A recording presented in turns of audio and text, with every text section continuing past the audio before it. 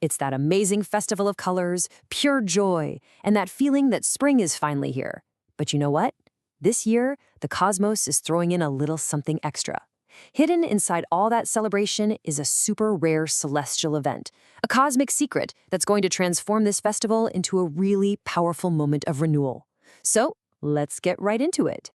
The brilliant mathematician Ramanujan, he saw numbers as a way to understand the mind of God. We're going to take that same spirit and apply it to the sky.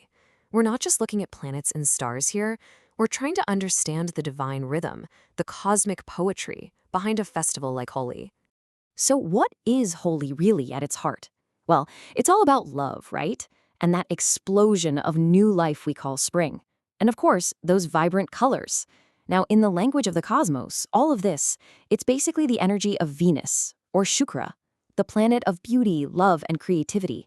So definitely keep Venus in your mind, because its energy is just woven all through this story. Okay, so to really get why this Holi is so incredibly special, we first have to learn how to read this ancient Vedic celestial clock. Trust me, it's a totally different way of looking at time and space, and it's the key to unlocking the festival's deeper secrets. First up, we need to understand something called a tithi. So just forget the 24-hour day for a second. A tithi is a lunar day. Imagine the sun and moon starting a dance together at the new moon. Every time the moon moves 12 degrees away from the sun, a new tithi begins. Holi is celebrated on Purnima, the full moon tithi, and that happens when the moon is exactly 180 degrees opposite the sun. They're at the farthest point in their dance. Next, we've got the nakshatras. Now this is cool. Think of them as 27 glowing lanterns, these ancient constellations that light up the moon's path across the sky every single night. While the Western system uses 12 zodiac signs based on where the sun is, the Vedic seers map the sky with these 27 lunar mansions. It's a much more intimate, detailed map of the heavens. So just to put it side by side, the Western system cuts the sky into 12 big pieces based on the sun's year-long journey. The Indian system, on the other hand, breaks it down into 27 much finer sections based on the moon's monthly trip. This focus on the moon gives a totally different feel and rhythm to time, and it's exactly why festivals like Holi are tied so closely to the moon's specific place among the stars.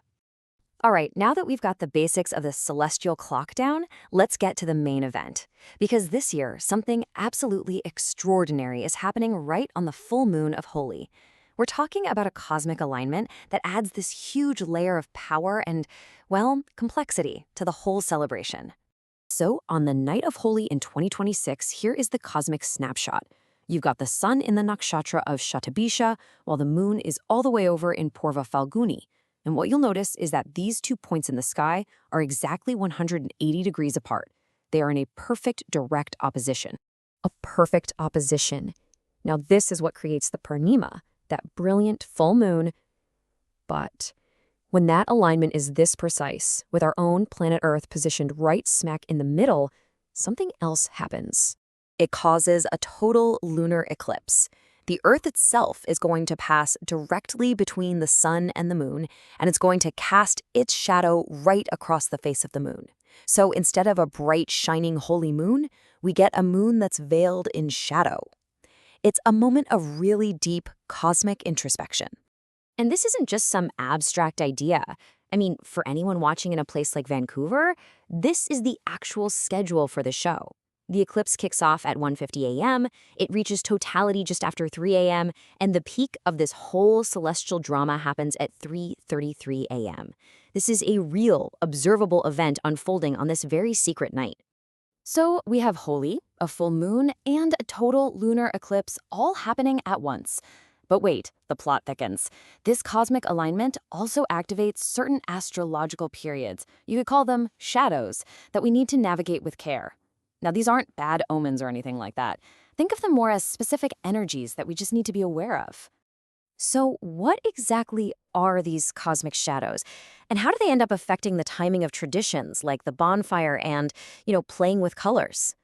The first one is a period called Bhadra. The easiest way to think about it is like a cosmic timeout. It's a window of really potent energy that's generally considered inauspicious for starting important activities. And that includes the sacred Holika bonfire. So how do we even know when it is? Well, seers look for something called the Vishti Karana in the calendar. And its influence is considered especially strong when the moon is in Leo, which, you guessed it, it is during this Holi.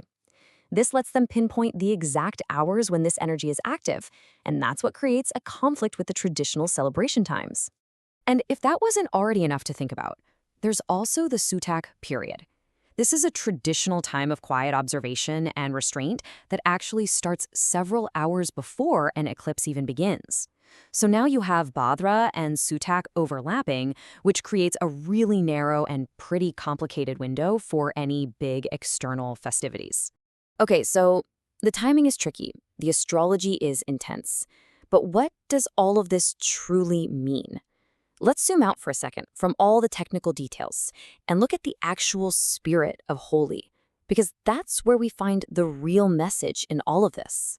The heart and soul of Holi is the story of Prahlada.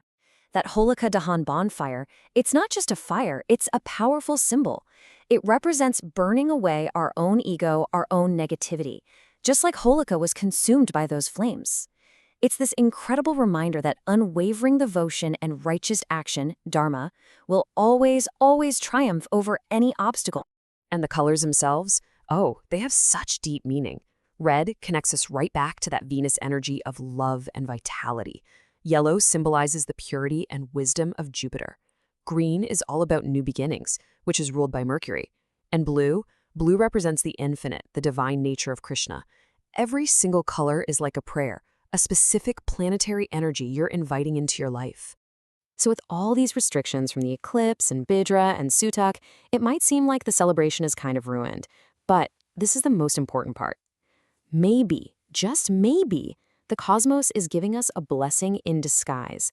Instead of focusing on the big outer party, this alignment offers a profound opportunity to go inward, to use this powerful eclipse energy for meditation, and to connect with the divine on a much, much deeper level. So you see, this celestial event isn't canceling Holi, it's elevating it. It's asking us to experience the festival's true purpose, which has always been about transformation. And that brings us to the final question, and this one's for you. As you imagine that moon passing through the Earth's shadow, what part of your own shadow, what piece of your old self is ready to be burned away and completely renewed?